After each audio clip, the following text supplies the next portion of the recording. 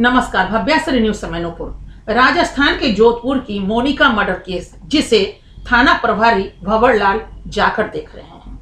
जी हाँ, 7 तारीख की वह भयावह रात 11:30 बज रहे थे जब मोनिका के पति गौतम कलाल ने मोनिका का मर्डर कर दिया। जी हाँ, यह भयावह घटना के वक्त उसने अपने 2 बच्चों को बाहर भेज दिए और बाहर भेज करके गुंडे लगा दिया, और जब दरवाजा बंद हो गया तो अपनी पत्नी को लात और जूते से मारने के बाद ही लोहे की रड उठा लिए और लोहे की रड से मारना स्टार्ट किया, जिससे उनका सर फट गया और सर फटने से लहूलुहान हो गई और वहीं पे उन्होंने दम तोड़ दिया।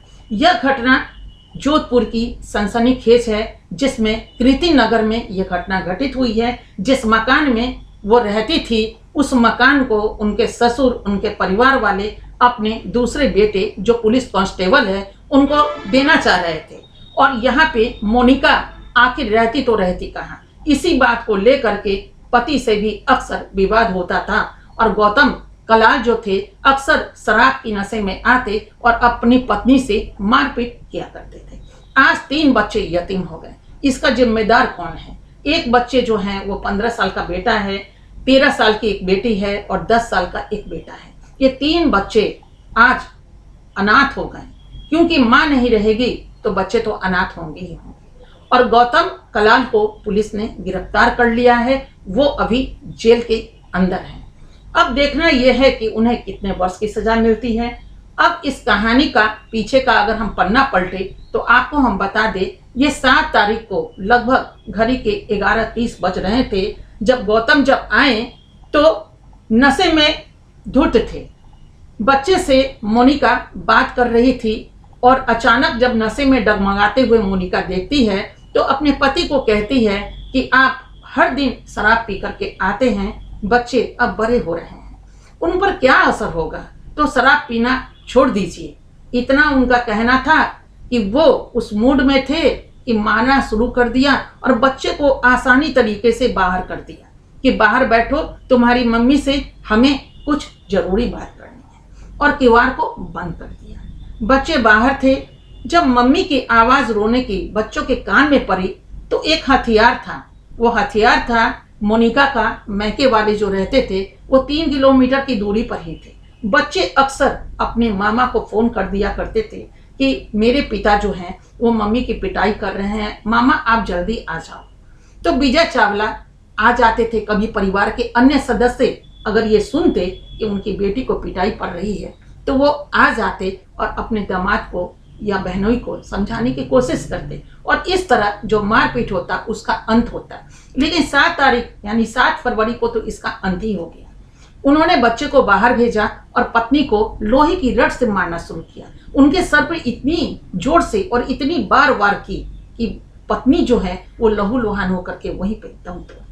बच्चे फोन किए अपनी मामा को कि मम्मी को पापा बहुत पीट रहे हैं, आप जल्दी आइए, मम्मी की रोने की आवाज आ रही है।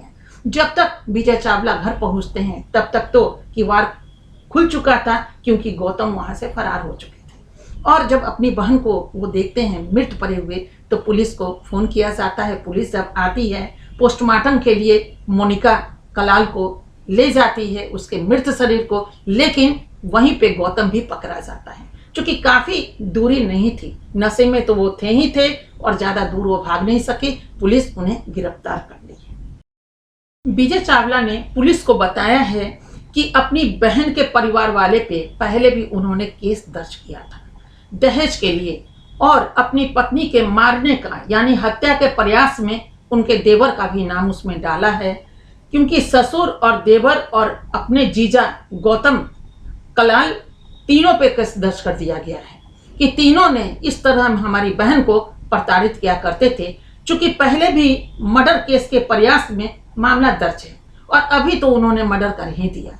ये टोटल चीजें अगर देखने को मिलेगा तो यही पाया जा रहा है कि उनके परिवार किस कदर एक बेटी की हत्या कर दिए और किस तरह उन पे जुर्म करते आए। ये बोलते हुए मुझे बड़ा दर्द हो रहा है, जिसको आप शायद महसूस कर पाएंगे।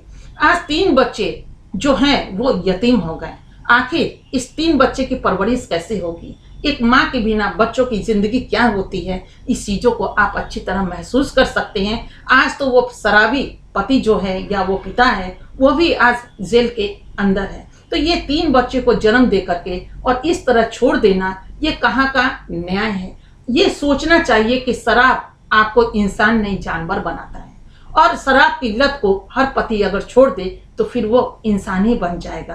क्योंकि आदमी बुरा होता नहीं है, आदमी का जो लत होता है ना वो बुरा होता है, जो अपने खुशहाल परिवार को बर्बाद कर देता है। अक्सर माएँ अपनी बेटी को समझाती है कि पति परमेश्वर होता है, आप अच्छे से अपने ससुराल में सीता बन करके रहना।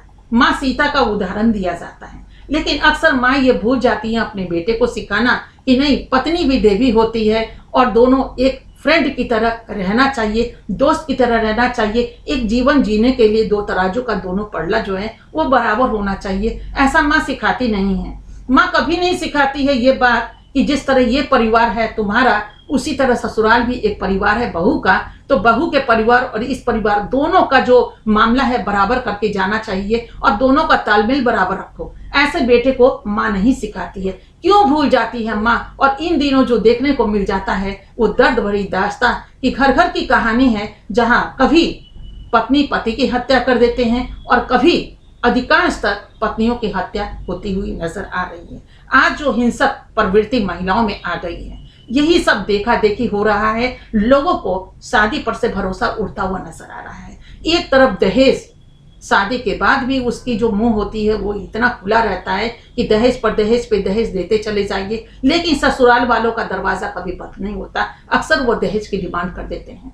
और ये चीजें कहाँ से होती है उत्पन्न? वो होती है परिवार से। अगर परिवार वाले अपने बेटे को समझाना शुरू कर दें और दहेज के लालची परिवार वाले अपना मुंह बंद कर दे तो हर परिवार सुखी हो जाएगा। आज मोनिका तो इस दुनिया से चली गई, अपने 3 बच्चों को जन्म देकर के चली गई, लेकिन आज जिनका बेटा जेल के अंदर है उन्हें सोचना पड़ेगा।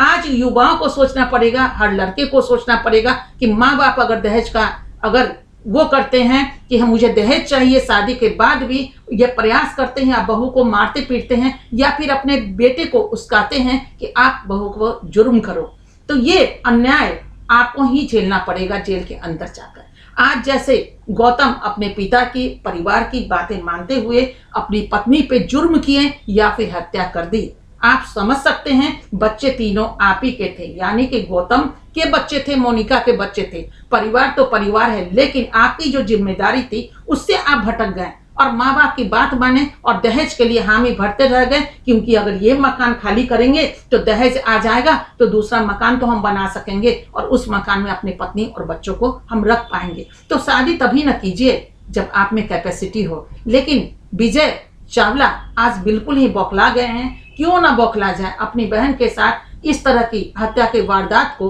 और अक्सर वो झेलते रहे हैं। लेकिन थोड़ी सी विजय चावला जी की भी गलती इसमें क्या है कि जब उन्होंने देखा था कि मेरे बहनोई इतने ही जुर्म करने वाले हैं तो अपनी बहन को अपने पास क्यों नहीं बुला लिया। आज अक्सर ऐसा देखा जाता है कि पत्नी देखती हैं कि मेरे पति जुर्म करते हैं तो वो मैके आ जाती है, और जब मैके आ जाती है और जब केस हो जाता है तलाक का तो लोग उन पे कहते हैं कि देखो पति को वो पैसे लेने के लिए तलाक दे रही है। ऐसा नहीं होता है। हम आप लोगों को ये कहना चाहते हैं, मुट्ठी भर महिलाओं को हटा दीजिए। हम तो उनकी बात नहीं कहेंगे, लेकिन इस तरह कोई जुर्म करता है क्या?